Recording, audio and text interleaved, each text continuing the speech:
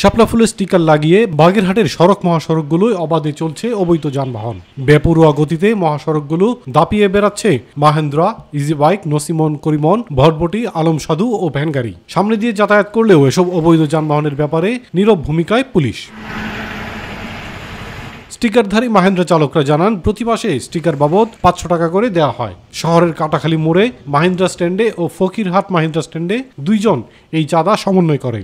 অবৈধ যানবাহন নসিবন করিমন চলার কারণে এই দুর্ঘটনাটা ঘটে। কিন্তু মূলত দাদাই নসিবন করিমন অবৈধ যত পরিবহন সেক্টর আছে এগুলো চলতেছে, যেগুলোর কোনো বৈধতা নাই।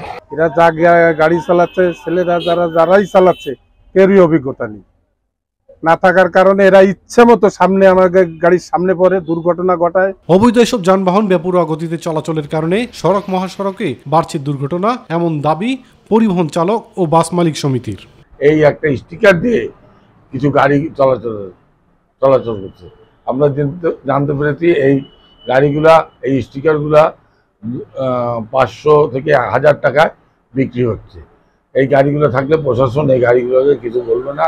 এ বিষয়ে জানতে চাইলে ক্যামেরার সামনে কথা বলতে রাজি হননি কাটাখালী হাইওয়ে থানার ভারপ্রাপ্ত কর্মকর্তা। ইলিয়াস কমল, মাই টিভি।